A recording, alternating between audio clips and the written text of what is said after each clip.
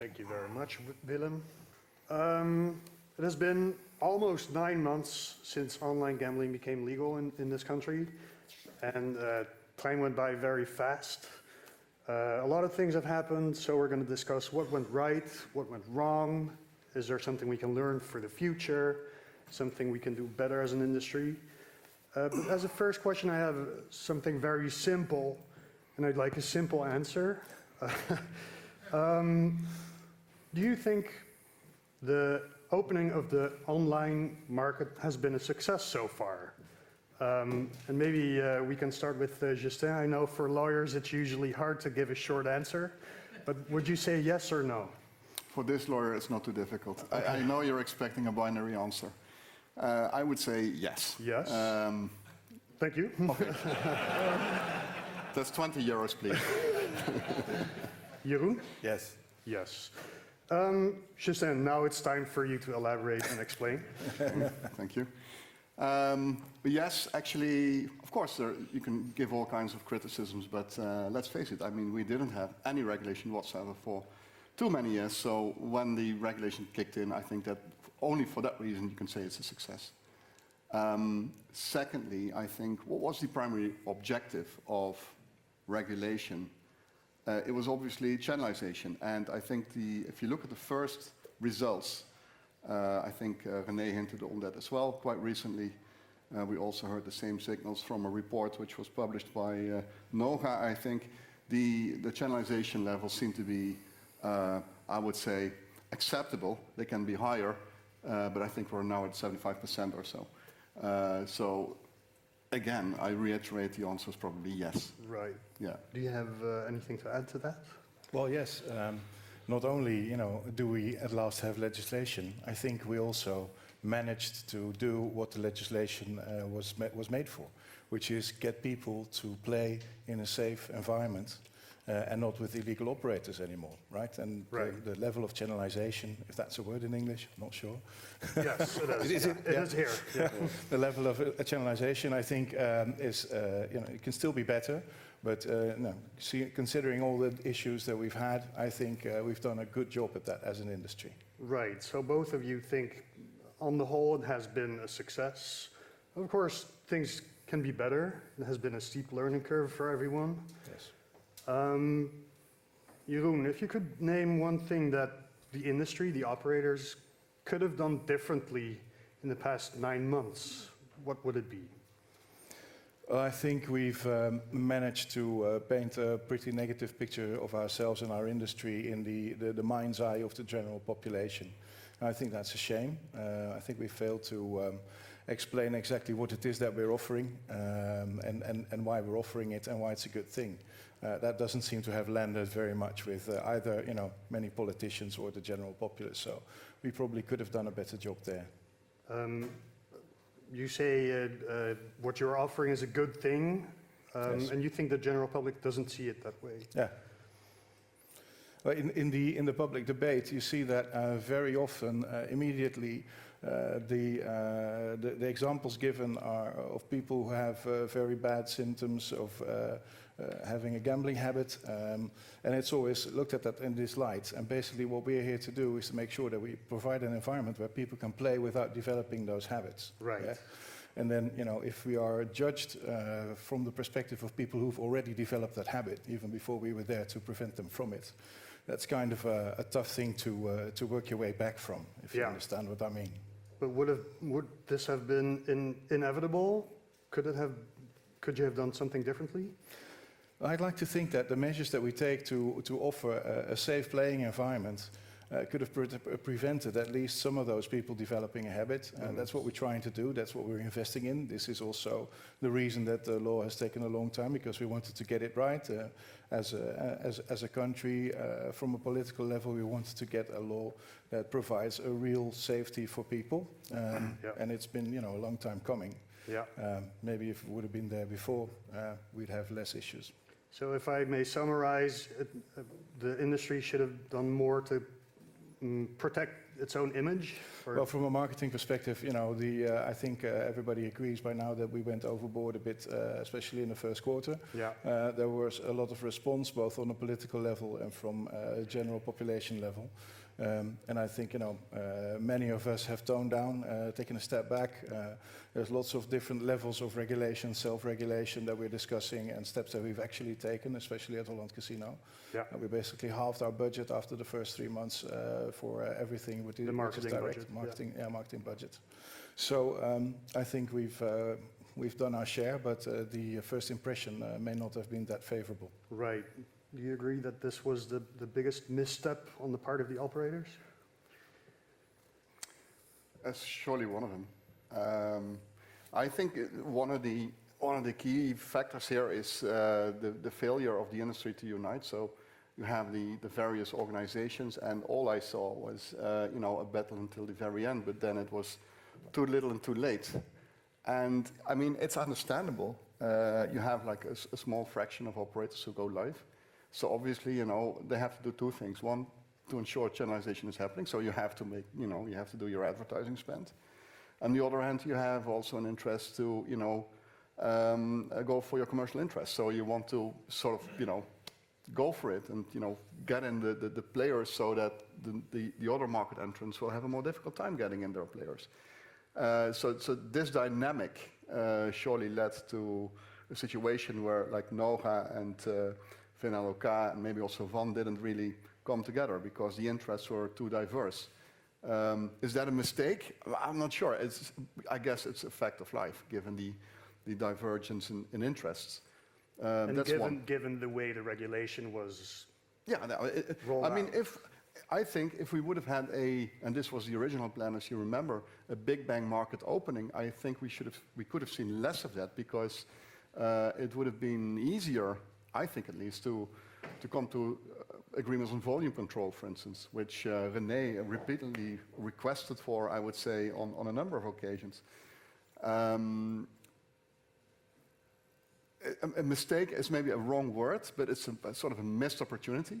Yeah. And I think also missed opportunity is to, I mean, we are one of the last countries in Europe to regulate online gambling, right? So if you look at other member states, you know, it's the same story all the time, you know. Market opens, there's excessive advertising, there is public outcry, political backlash, and then measures are taken. So Right. why on earth did the industry not, you know, learn from that? That puzzles me, actually. Well, if it happens in every country, maybe it's something you cannot avoid. You cannot avoid. So that's what I'm saying. Is it a mistake or is it just inevitable and just part of a market opening? Part of what happens. I don't know. And you already said if there would have been a big bang, do you think that the fact that there wasn't a big bang, that there was just a small number of Yeah. market entrants at October 1st, do you think this is the biggest mistake, if I may say so, on the part of the government?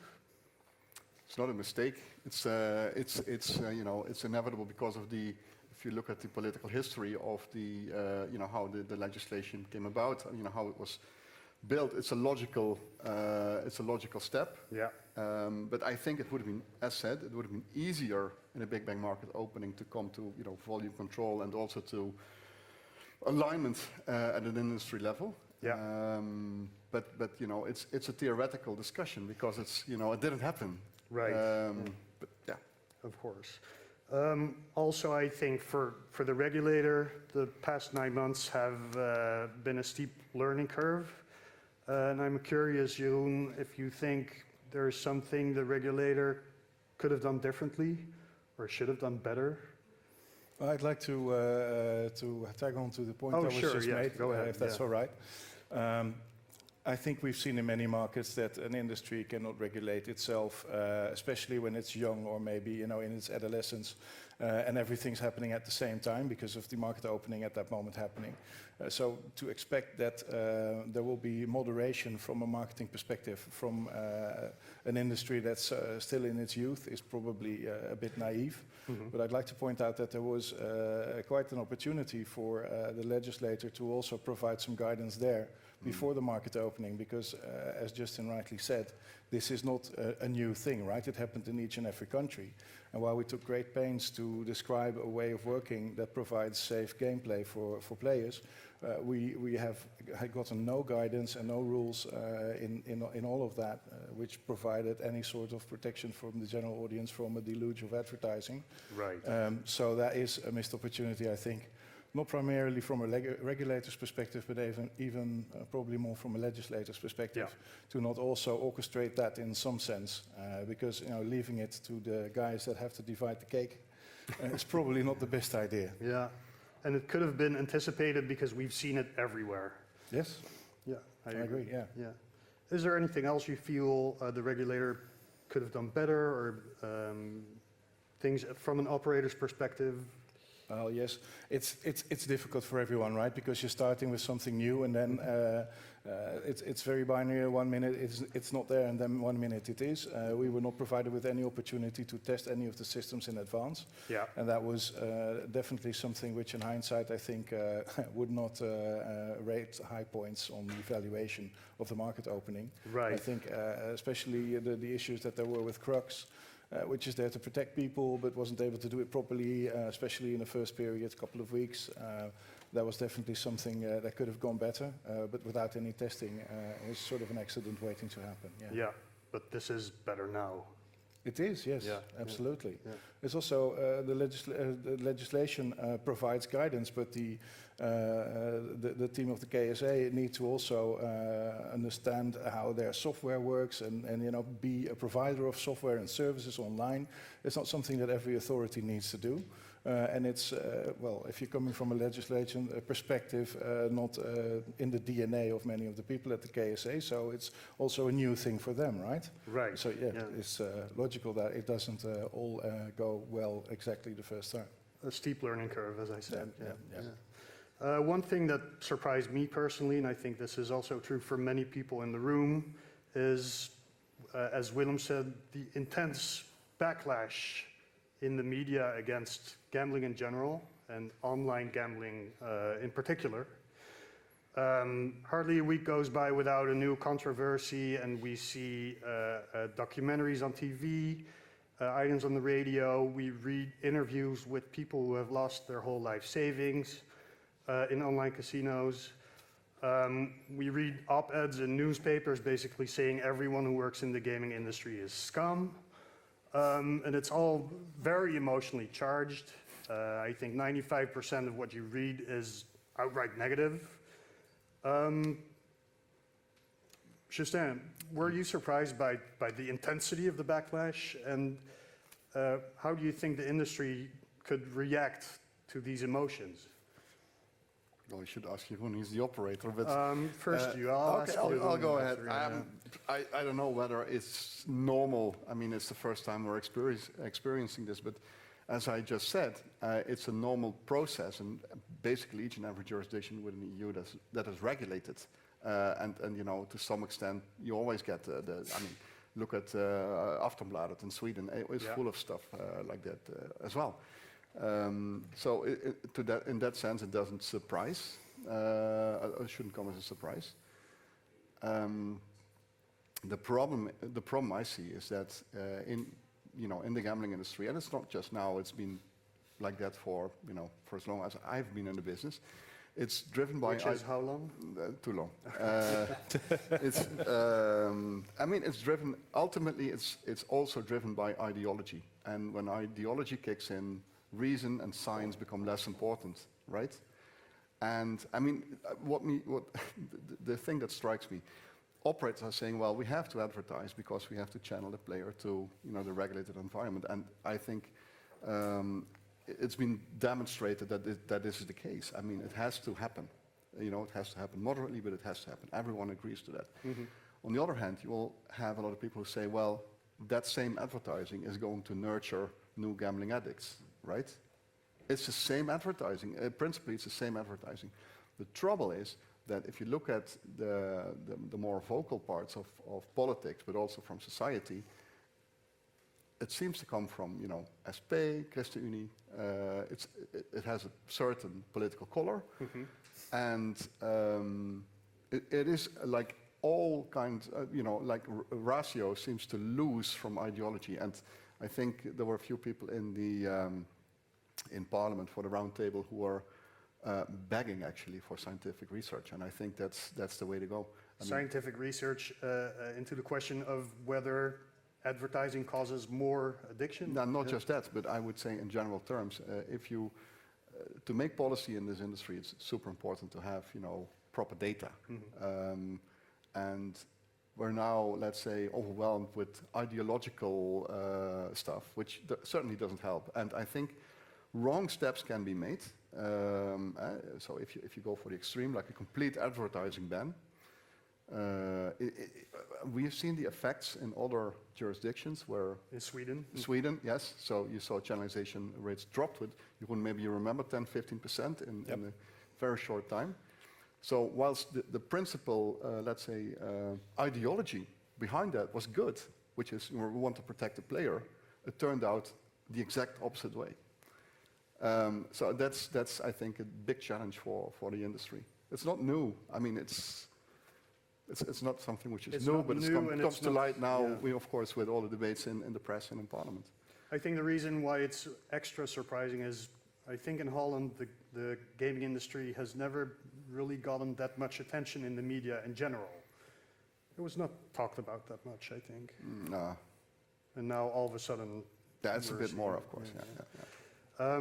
You, as an operator, you've been sort of a punching bag in the court of public opinion in the last couple of months, and maybe Holland Casino even more so because it's state-owned and people hold it to a higher standard. How do you deal with that? Well, that's okay. We hold up a higher standard ourselves. We're trying to be, you know, the best possible operator that we can, which also means every now and then taking decisions which are not ideal from a commercial perspective, but we try to balance that really, really well. Looking at the market, I think one of the decisions that was made in the market opening is to allow, in theory, unlimited number of operators. Well, the more fighters you put in a cage, the heavier the battle is going to be, right? I mean, and there's still operators coming in now who feel that, you know, even though we are trying to tone down and to put in self-regulation, they feel that, you know, it's not their fault that they're only coming into the market right now, and they also want to, you know, show that they're here. And this is one of the side effects of the fact that we are in this situation with already 18, 19 providers and more yet on the way, who also have marketing budgets which are sizable, and they need to spend in order to recoup the investments that they've done to be able to comply with the law, right? So that's a very important point. I think what operators can do is try and express themselves in a way which is effective, but is also catering to some of the concerns. We have taken great pains to not provide any commercials which look particularly interesting to younger audiences, for instance, like no sort of hit music soundtracks, no big use of celebrity stuff like that, which might also, you know, appeal to younger audiences. So there's something that you can do yourself. This is speaking to your remark about higher standards. Right. Yeah. So we've done our best to provide something which is really attractive to players, but we've tried, and this has been the briefing to our advertising agency, we're not here to grow new players, we're just trying to get the players that are already there onto our venue. So I think, well, those are some thoughts on that topic. Right, but no matter how well your intentions, people are still going to think, oh, Holland Casino is just there to make money, and sure. How do you deal with those emotions? Do you agree with Justin that we need more data? To a certain extent, yes. I definitely agree with Justin there.